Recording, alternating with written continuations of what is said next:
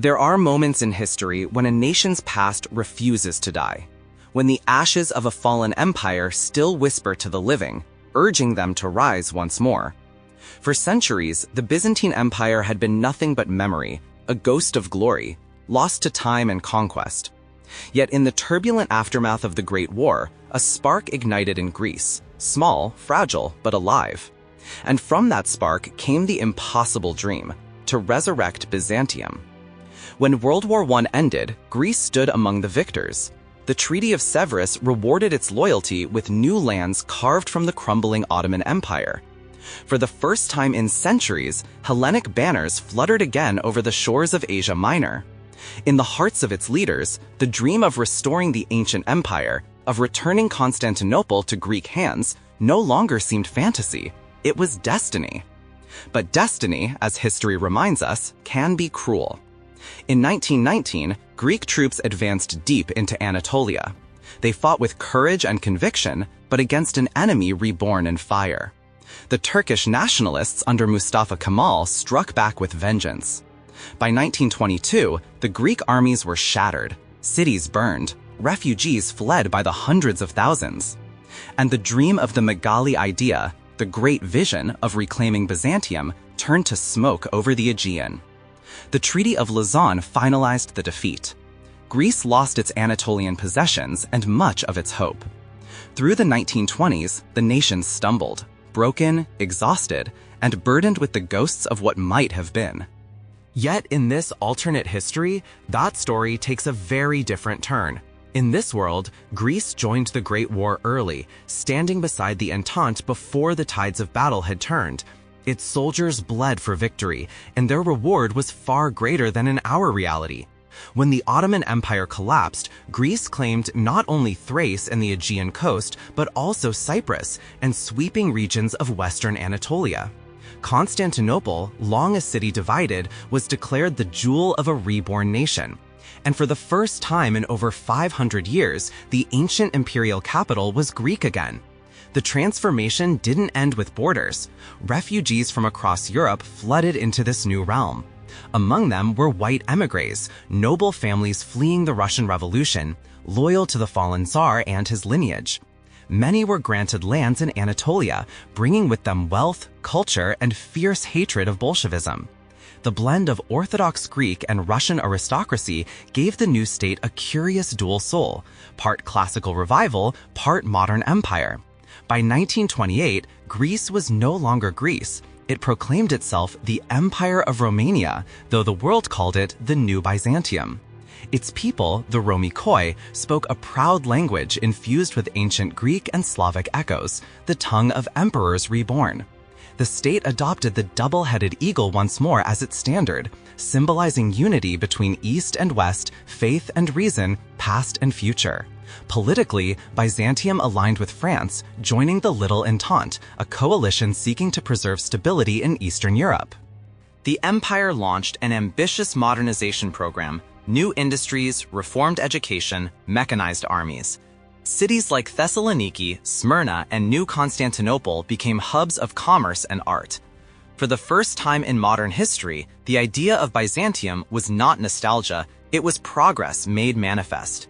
Its population swelled, Orthodox faith flourished, and across Europe, observers whispered that perhaps, just perhaps, the Eastern Roman Empire had truly returned. But peace is never eternal. In 1938, the Munich Agreement shattered Czechoslovakia, and in 1939, the world once again plunged into war. The fall of France in 1940 isolated the Little Entente, leaving Byzantium and Romania surrounded by uncertainty. Yet, instead of fracturing, the alliance evolved. In the summer of 1940, the Orthodox monarchies united under the Sakia Pact, a defensive league bound by shared faith and mutual survival. Opposition parties were banned. The monarchs ruled as absolute guardians of their people, convinced that only unity could preserve them from the fascist and communist storms closing in. But unity came at a price. In July, Romania faced Soviet demands for Bessarabia and northern Bukovina. The government, unwilling to risk annihilation, surrendered the territories. To the Byzantines, it was a bitter omen, proof that even great allies could bend before greater powers. And then came 1941, the year the world caught fire once again. The Axis powers struck Yugoslavia expecting a swift conquest. But they met fierce resistance. Byzantine and Romanian forces marched to aid the Yugoslavs, and what followed was one of the most brutal campaigns in Balkan history. Villages burned, mountains turned red with blood, and the front lines shifted daily. Bulgaria joined the Axis, hoping for easy spoils, but their armies were decimated within months. The Sakaya Pact retaliated mercilessly, dividing Bulgaria's lands among its Orthodox neighbors. Meanwhile, to the south, chaos gripped Anatolia. Germany and Vichy France sponsored a fascist coup in Turkey, replacing its fragile republic with a militant nationalist regime. The new government declared war on Byzantium, hoping to reclaim the territories lost decades before. But they had gravely underestimated their enemy. The Byzantine army of 1941 was no relic of the past. It was modern, disciplined, and forged in the fires of constant war. Tanks rolled across the plains of Anatolia. Armored divisions smashed through Turkish defenses. By December, Byzantine banners flew once more over the ruins of Ankara and Smyrna.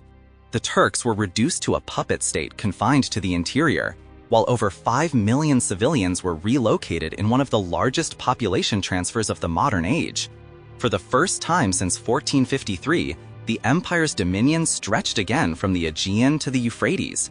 In the Levant, Byzantine troops pushed further, occupying Vichy-held Syria and Lebanon, reclaiming lands that had once been Roman centuries earlier.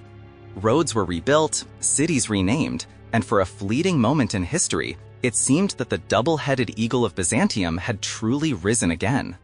But in the shadows of this triumph, the world was changing fast. Across the steppes, a greater storm was gathering, one that would test the Reborn Empire as no enemy ever had before. And that storm was the Soviet Union. Click here for Part 2, the Byzantine Crusade against the Red Tide. War had devoured Europe once again. By late 1941, the world stood on a knife's edge, and the reborn Byzantine Empire found itself caught between two devils, Nazi Germany to the west and the Soviet Union to the east. The empire's armies, hardened by decades of struggle, had already secured Anatolia and the Black Sea coast. But now, with the tide of global war shifting, Constantinople had to decide not just whom to fight, but whom to trust. By September, German troops had stormed deep into Ukraine. Their lightning advance shook the world. The Wehrmacht drove relentlessly eastward, their attention fixed on the Soviet heartland, while the Byzantines turned their gaze north, toward Crimea. Sevastopol, the jewel of the Black Sea, fell in November after months of relentless siege, bringing the entire Crimean peninsula under Byzantine control. To the north, winter crept across the steppes like a slow, merciless beast. Moscow and Leningrad were under siege. The Germans, fueled by fresh reinforcements, captured Moscow after 3 brutal months of urban warfare. Britain trembled, believing the Soviet collapse was now only a matter of time. But while the empires of Europe bled in the snow, Byzantium quietly fortified its new dominion, raising 2 million men to defend its frontiers. Constantinople opens negotiations with both sides, seeking to preserve its independence. But diplomacy in a world consumed by madness was fragile. Talks with Berlin broke down over ideology. The Nazi racial hierarchy left no room for a Greek-led empire. And talks with Moscow fared little better. The Soviets despised Byzantium's monarchist theocracy and feared its swelling influence over the Orthodox world. In London, Churchill entertained a bold vision, the creation of a Danubian federation, a powerful bloc to counter both Germany and the Soviets. The Byzantines supported the idea, but demanded far more than symbolic influence. They wanted Palestine, to anchor Orthodox prestige in the Holy Land, and pressed for the rise of Ethiopia as a new African partner. Ethiopia, long allied with Byzantium since the Great War, would inherit Eritrea and Somalia from the crumbling Italian Empire. Together, they would form a brotherhood of Orthodox and Christian nations under Constantinople's protection, a vision of unity to rival Rome itself. The Byzantines offered a steep compromise to Moscow. They would withdraw to Crimea and the Kuban coast if the Soviets recognized their dominion over Anatolia. But Stalin, furious at the idea of surrendering sacred Russian soil, rejected the offer. Negotiations collapsed, and Europe held its breath. In the chaos, Germany turned its fury southward. The Wehrmacht launched its assault on Stalingrad, desperate to seize the Caucasian oil fields. They promised Byzantium neutrality, even partnership, if the empire would turn its armies against Italy, whose faltering campaigns in Africa had humiliated the Axis cause. The German message was simple: join us, and North Africa is yours. Constantinople found itself at the center of the world's fate. If the empire joined the Axis, its armies could crush the Soviets once and for all. If it sided with the Allies, it could turn the war's tide against Hitler. In early 1942, the emperor and his council deliberated in endless midnight sessions. The palace echoed with the voices of generals, nobles, and exiled Russian aristocrats, all divided between vengeance and survival. The white émigrés, still dreaming of restoring the Romanovs, demanded war against the Bolsheviks. But Germany had made it clear, there would be no czar in their new order. The Byzantines reopened talks with Moscow, this time with harsher terms. To the world's astonishment, Stalin relented. In July 1942, the two powers signed the secret Cherson Accord, a fragile pact defining spheres of influence across the Black Sea. The Byzantine navy would dominate its waters once more, turning the Black Sea into a Roman lake for the first time since the 10th century. Yet everyone knew this peace was temporary. The terms were so severe, so lopsided, that war between Byzantium and the Soviets was inevitable. It was only a matter of time. And when that time came, Byzantium struck first. Without warning, in late 1942, the Byzantine-Romanian coalition turned their guns westward, invading Axis lines across the Balkans. The Byzantine fleet swept through the Mediterranean, seizing Tripolitania and Cyrenaica from Italy, while Romanian troops advanced into Bessarabia. North Africa fell in chaos. The remnants of the Italian army collapsed, and what was left of Libya was ceded to France, Byzantium's oldest Western ally. At the same time, Byzantine and Romanian divisions crushed German positions in Ukraine, allowing massive Soviet counterattacks to erupt from the east. Operation Barbarossa, once Hitler's grand gamble, had become Germany's undoing. 16 million civilians fled west and south amid the collapsing front. Of these, over 3 million Orthodox refugees found sanctuary in Anatolia, granted free land and protection under the Christian banners of the Byzantine Empire. By 1943, the tides of war had shifted irrevocably. German forces were driven from Moscow in May and out of Stalingrad in June. The Byzantines, alongside Soviet and Romanian allies, launched the Battle of the Scythia Plains, a 6-week campaign that broke the back of German resistance in the east. Exhausted and bleeding, the Wehrmacht began its long, slow retreat toward Berlin. Meanwhile, in the west, chaos spread like wildfire. Italy, torn by defeat and internal strife, saw its government collapse in July. By August, German troops poured into the peninsula to stabilize the front, but it was too late. The Italian monarchy fell, and the country withdrew from the war by September. Across the Balkans, King Peter II of Yugoslavia called his people to arms, sparking a massive Slavic uprising that crippled Axis control of the region. In Africa, Ethiopia, backed by British support and Byzantine logistics, expelled the last Italian garrisons in October. The Axis empire in Africa was dead. Hungary, seeing the futility of resistance, attempted to negotiate a separate peace, but Germany swiftly occupied Budapest. Then, in one of the war's most dramatic turns, Byzantium, Romania, and Yugoslavia jointly declared the creation of the Danubian Monarchy, uniting their Orthodox realms under Otto von Habsburg, who was crowned king to legitimize the federation. The move enraged Roosevelt and Churchill, who feared the Danubian Pact would become a third power bloc, neither Western nor communist, but independent, proud, and unyielding. Still, Otto's coronation in 1944 marked the dawn of a new order. Budapest fell in May, sealing Germany's fate in the Balkans. On June 6th, the Allies landed in Normandy, opening the Western Front. The Soviets surged westward, retaking Warsaw in July. Byzantine and Slavic forces liberated Yugoslavia entirely by August, then crossed into northern Italy. In a symbolic act of vengeance, Byzantine soldiers entered Venice, looting St. Mark's Cathedral and reclaiming treasures stolen from Constantinople during the Fourth Crusade of 1204, including the legendary bronze horses of the Hippodrome. By autumn, Italy was fully liberated. Germany's armies crumbled. The Russians swept into Hungary in November, while the Allies still fought in northern France. Panic gripped London and Washington as Stalin's forces approached the heart of Europe. To counter the Soviet advance, Anglo-American fleets launched desperate invasions in Denmark and the Netherlands, hoping to prevent the Baltic from becoming a Soviet-controlled sea. But it was too late. By the end of 1944, Byzantine and Danubian troops had taken Prague and Vienna, crowning Otto von Habsburg once more, this time as Emperor of the Danube. The Soviets stormed Berlin in January 1945, ending Hitler's reign in fire and rubble. By February, Denmark and Holland were liberated, but Eastern Europe had been transformed. The Danubian Federation dominated the south.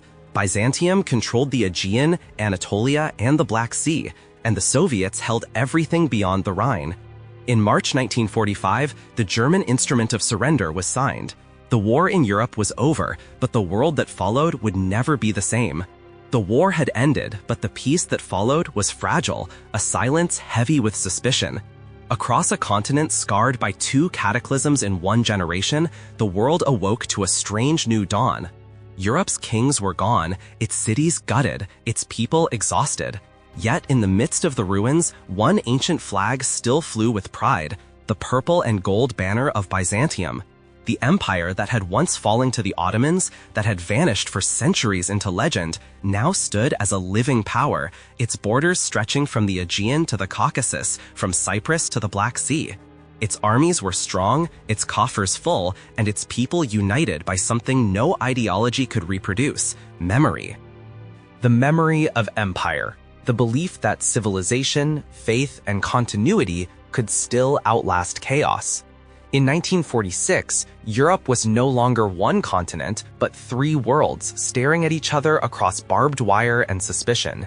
In the east, Stalin's armies stood victorious, their red banners planted in the rubble of Berlin. From Warsaw to the Baltic, the hammer and sickle had replaced the old crosses and crowns. In the west, the United States poured its wealth into the broken democracies of France, Italy, and Britain, promising liberty, progress, and the Marshall Plan. And between them, glowing like an ember between storm clouds, stood Byzantium. Neither capitalist nor communist, it followed its own creed: order through faith, power through unity, and progress without surrendering the soul. The empire had survived when kingdoms collapsed because it believed in something deeper than ideology: destiny. Yet destiny alone could not protect it from a world arming for a new kind of war. Constantinople understood that the next conflict would not be won by tanks or guns, but by alliances, networks of trust, culture, and shared belief. And so, in the spring of 1947, as diplomats of the great powers gathered in Geneva, the emperor summoned his own council in the marble halls of Constantinople. Beneath the gilded mosaics of the Chrysotriclanos, emissaries from across the Near East and Southern Europe assembled to create a pact that would bind their civilizations for the new century. From that council came the Jerusalem Defense Organization, or JDO, an alliance not of convenience, but of conviction.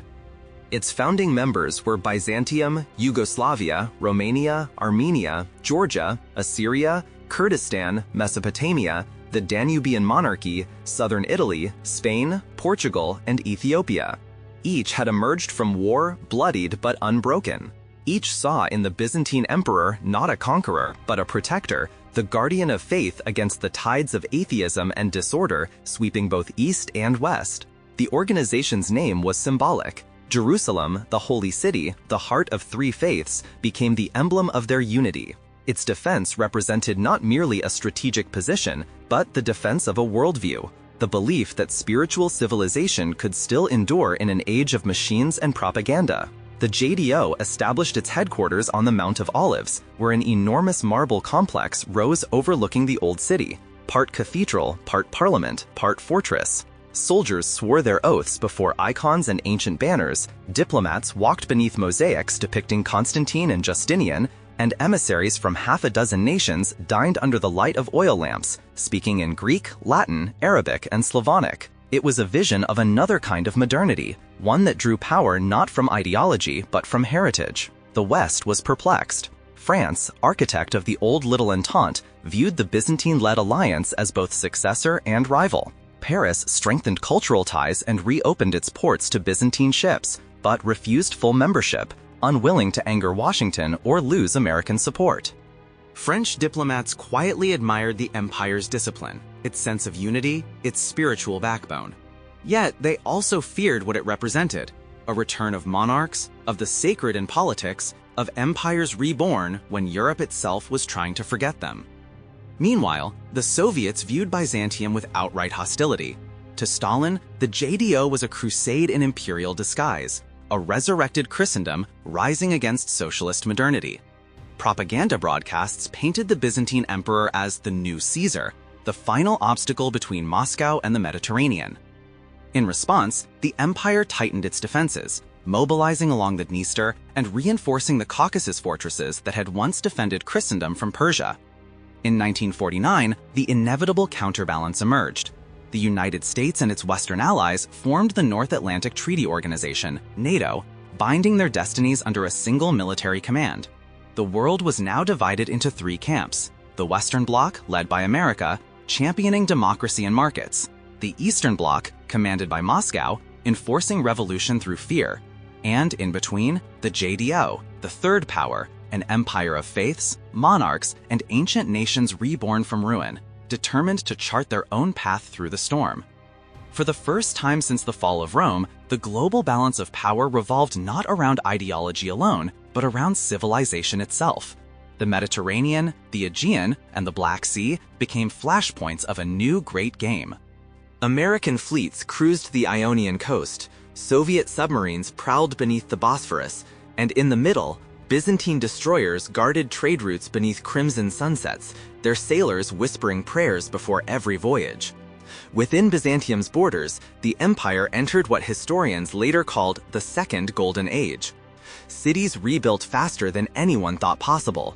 Constantinople glittered with domes and glass towers.